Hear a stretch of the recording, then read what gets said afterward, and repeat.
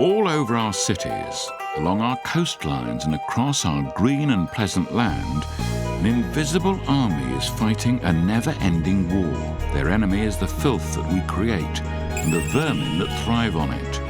Welcome to the hidden world of the Grimefighters. On Grimefighters tonight, Welsh cleaner Ben tackles a house rented to students. I don't know anyone who'd want to live like this, student or no student.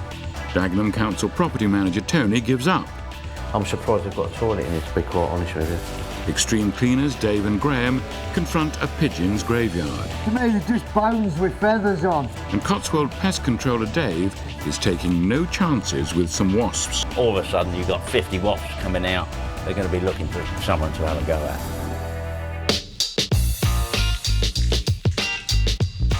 But first, the month of June heralds the start of the holiday season. And for students, this means packing up their digs and leaving university for the long summer break. Here in Aberystwyth, extreme cleaner Ben and his team have been called to clear a house that's been home to some students. On first glance, it seems fairly straightforward. Typical student accommodation, really. Pretty minging, just can't be bothered to clean anything, really, so just a combination of food and fags and dirt. But as Ben moves through to the kitchen, conditions are getting decidedly grim. Judging by the rotting food infested with maggots, which is strewn everywhere, and the state of the work surfaces, there's been a total disregard for even basic hygiene. I can never understand how it gets like this. Do you know what I mean? Who lives in a house like this? But who would want to? Do you know what I mean? Vile. Absolutely vile. And things aren't much better in the downstairs loo. I mean, at some point, someone's just decided to say, I can't be bothered to clean that up, and just carried on using it and using it and using it, so I just don't understand it. In the downstairs bedroom, there are some odd surprises. Nice. So we're looking for a baldman in Aberystwyth somewhere. Now it's on to the upstairs bedrooms. Look at this hair. It is bizarre, isn't it? Look. Look at that, off one step. Let the flies out and let some air in. Most of these bin liners all contain food. In here, there are probably about 5 or 6 different varieties of fly, you know, just because of the different amount of food that's in here. Prawn crackers and stuff like that. The trouble is when you've got students in places like this, although they've got a kitchen downstairs, they eat most of the stuff up here, you know, because it's their own room, so they just end up leaving stuff. Like, you'd imagine that to contain some kind of food, but it just ends up containing a load of flipping dog ends and smells rank. The culinary habits of the students seemed their main concern. But that was until Ben opened the bathroom door. Pretty rank, actually.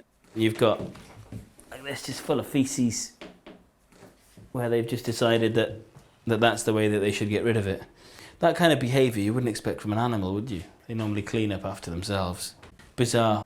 And then the bath, I don't know what they've been doing in here. No idea. I think it's just grime. I think it's just literally it's full of hair. You can see it all in it. I don't know what it is. It's like soap, like a scum line. That's the bald guy from Aberystwyth, minus a goatee now. If I lived in this house, I'd kick everyone in who left my bath like that, wouldn't you? So I don't know why someone thinks it's okay to leave it like that, but obviously all of them do. Ben might have expected this ingrained grime if the property had lain vacant for months or even years. But the students only moved out 2 days ago. For the country's clean-up teams, one of the most hazardous jobs they have to deal with is clearing up the mess left by the 18 million members of the UK's pigeon population. If inhaled, the dust from pigeon droppings can cause serious lung infections, including parrot fever and pneumonia. In Leicester, extreme cleaners Dave and Graham are taking no chances. Straight jackets are on. We've got an attic to clean out of all pigeons, pigeon muck, dead pigeons, young uns, eggs. In the pigeon jobs, you have to have these breathing masks, basically, because pigeon dust is very bad for you. God, this stinks like the inside of an old Cortina or something. This thing. Pigeons do breed a lot, so might be a bad one. Now togged up to face the worst, Graham can have a quick peek in the loft. Already there's about 5, 6 dead pigeons in the trap area, so I'm expecting a lot more than that in there as well now. So there's nothing for it but to get the gear up the ladders and get on with it. Despite what's lurking on the trapdoor and the pigeon graveyard now before them, Dave feels optimistic. Pretty bad, isn't it? Can't see no live ones, so that's a bonus. Basically, just going to shovel it. That's it. Crack on. For Graham, the first shovel or two of dead pigeons reveals a grisly secret. Where they've died, all the body fluids are all congealed together and they've all just stuck together like glue. To me, they're just bones with feathers on. Within only 20 minutes of hard graft, the dust and the heat seem to be taking their toll. My eyes are sweating now, you know when it stings your eyes. And I can't see much through this mask at the minute with all the dust settling on it and that. It's best for the boys to resume proceedings after a quick break for some well-earned fresh air. In Aberystwyth, Ben and his team are making a good start clearing up the student's house. On reflection, Ben thinks he might have an idea why they seem to have had a total disregard for their environment. The property owner said they were very, very wealthy. So maybe they've just used this as sort of, just can't be bothered to do it. Maybe it's beneath them. But why they'd want to live in it, I don't know. As luck would have it, the landlord has agreed that Ben's team can keep what they find. They leave stacks of stuff which is usable. So most of the cleaners will keep all of that. When they call it shotgun, they just go in and just take whatever they want. So yeah, perk of the job. They take everything, all the food. It's rank. And young cleaner Tony is taking full advantage. I'll have this for starters. I did find breakfast earlier as well. There you go, breakfast. Genius. As Ben gets to grips with the kitchen, he can't help studying some of the contents in more detail. How long has that been there? You know, all completely mouldy. It would take 2 minutes to throw it away. Again, I wouldn't even bother cleaning any of this. I don't even know what that is. Typical. Cuts through stubborn dirt and stains. Yeah, they've used a lot of that.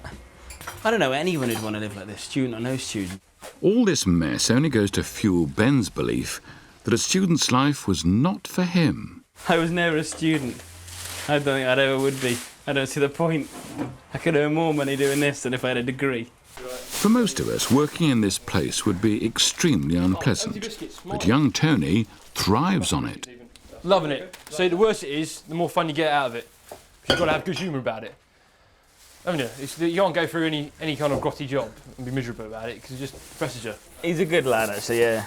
I can't stand the working people who are miserable. When you get someone who's a bit of a laugh, it's good, you know.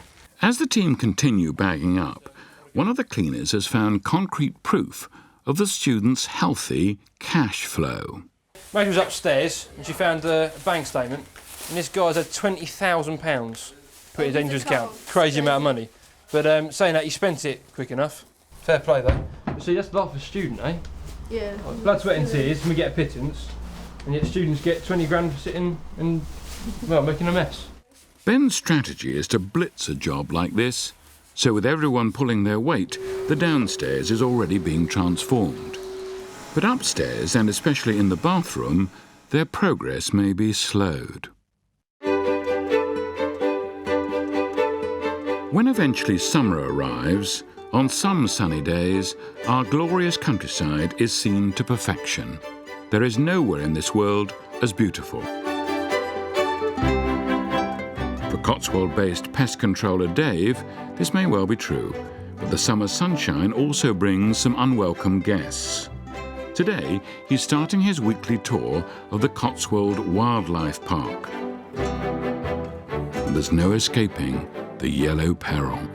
We're in the feed shed at the back of the camel enclosure, and we've got this wasp nest, and just over there is where they sell the ice creams, etc. So later on in the year, the wasp will start going after the sweeter stuff and the kids. They've pretty much built this in the last month. They're all working away merrily, and it will grow quite quickly. Now it's sort of double probably every month. As ever, Dave has great respect for the wasps' home-building abilities, and also the way they run their lives. It's a cracking piece of work, taking the wood fibres from the old construction material there, and then they'll build it up in layers, which is why it's kind of streaky. As time goes on, they change their jobs. The younger ones will be in the nest, keeping the nest clean. and then as they age, they'll turn into foragers. They do get a promotion of a fashion, I don't know if they think of it that way. As this nest is exposed, there's far more chance of a large number of wasps trying to repel Dave's advances. I shall use a spray on this one, which will knock them down real quick. All of a sudden, you've got 50 wasps coming out, and they're going to be looking for someone to have a go at. So, taking all precautions, it's time for him to don his faithful suit. This is my trusty suit that, as you can probably tell, has done a few years. Dave also puts on a mask to combat the adverse effects of the insecticide. If one stings you, you're destroying their world, so you can't really hold it against them.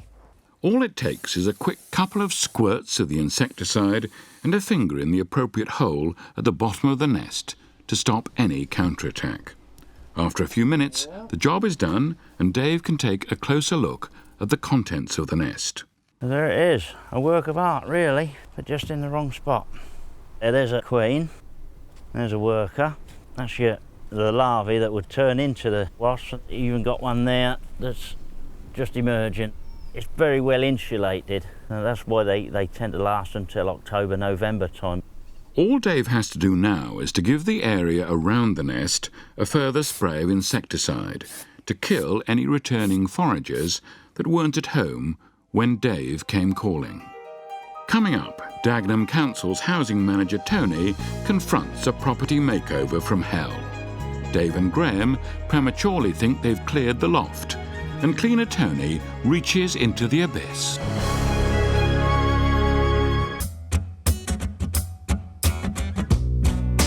Throughout the country, an army of professionals are continuing to dedicate their daily lives to waging war on the nation's grime.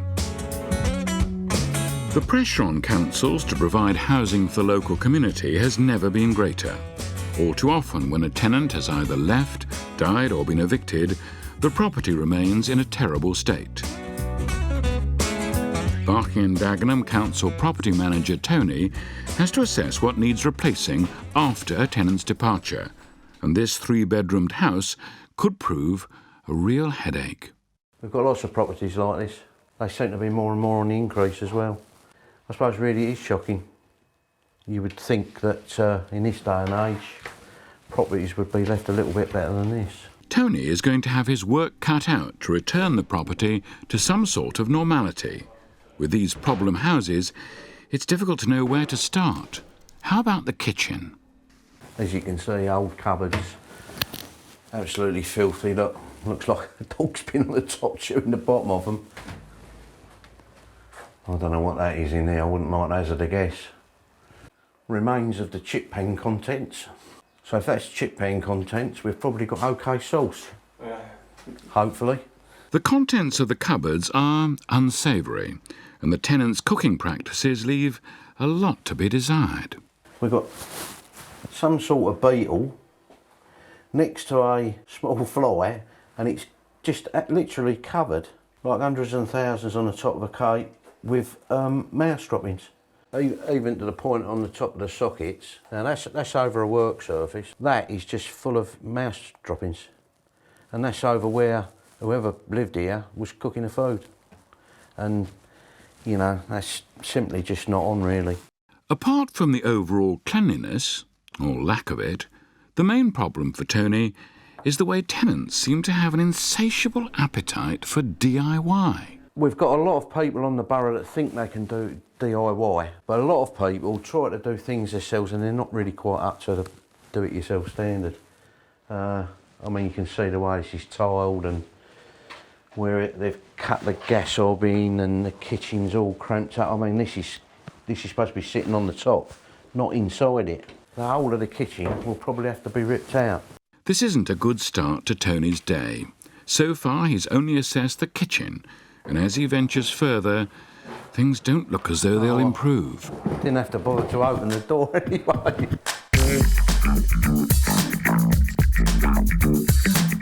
In Leicester, extreme cleaners Dave and Graham have resumed proceedings, tackling a loft space filled with dead pigeons and their droppings.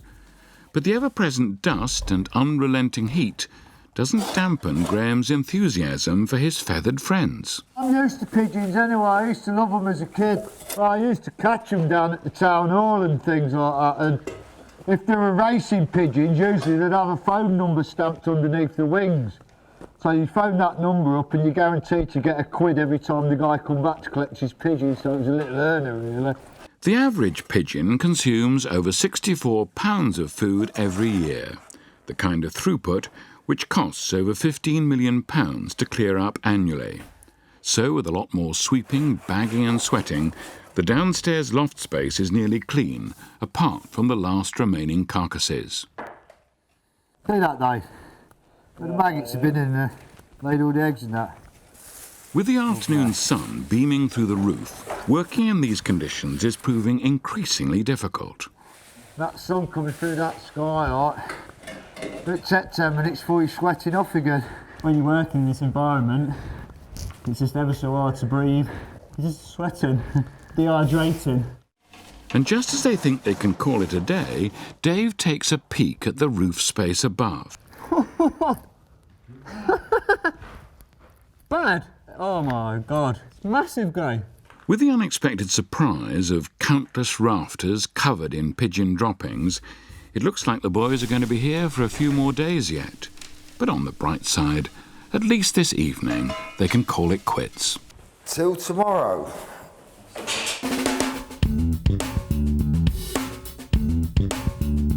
In Aberystwyth, the mountain of bin bags outside the students' des res is constantly growing, showing that Ben and his team are nearing completion of the deep clean.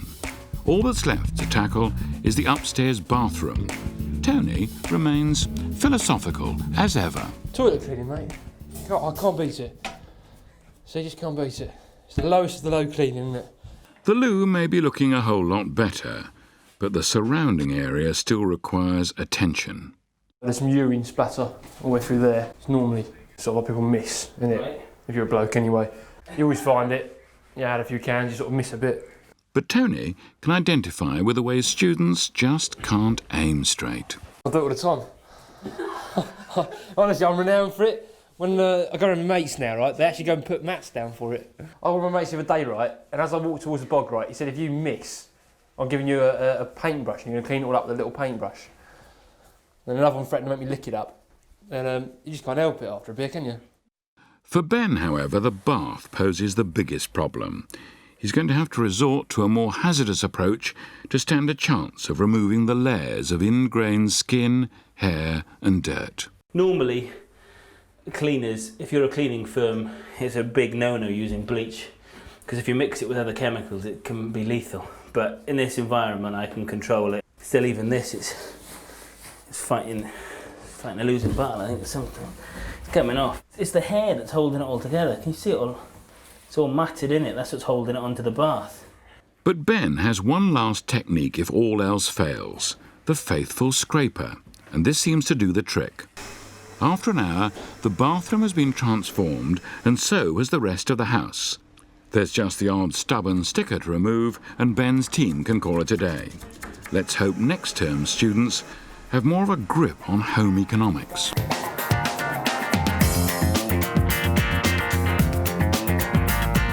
In Dagenham, property manager Tony is continuing his assessment of the 3-bedroom house. Next on the agenda, the sitting room. Yeah, well, we've got the common ashtray. They've decided to use this as an ashtray and you've got burn marks everywhere.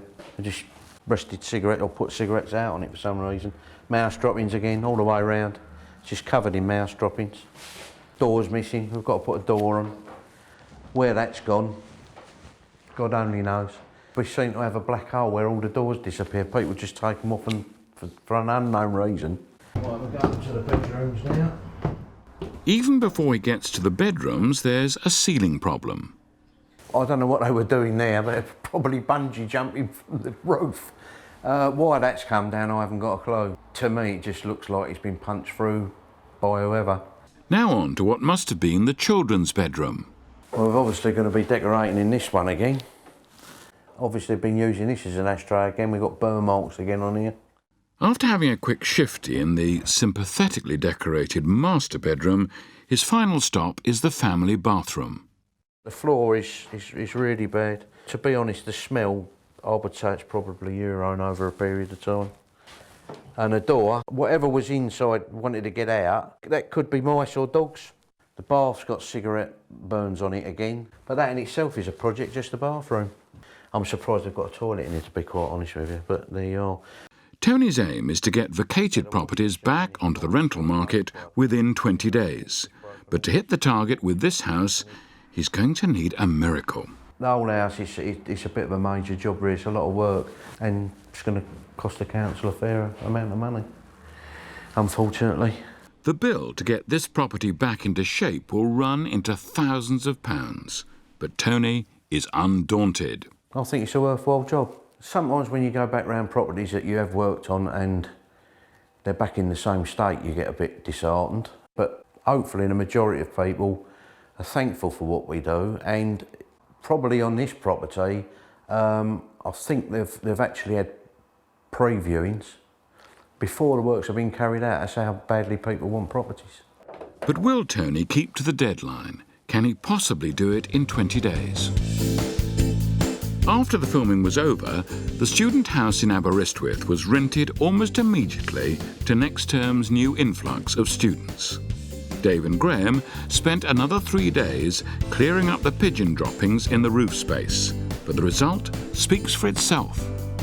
Alas, Tony has had no option but to fumigate the Dagenham council house to get rid of all the bacteria before he can even start refurbishing. This setback will mean a needy family will have to wait a little longer for their new home.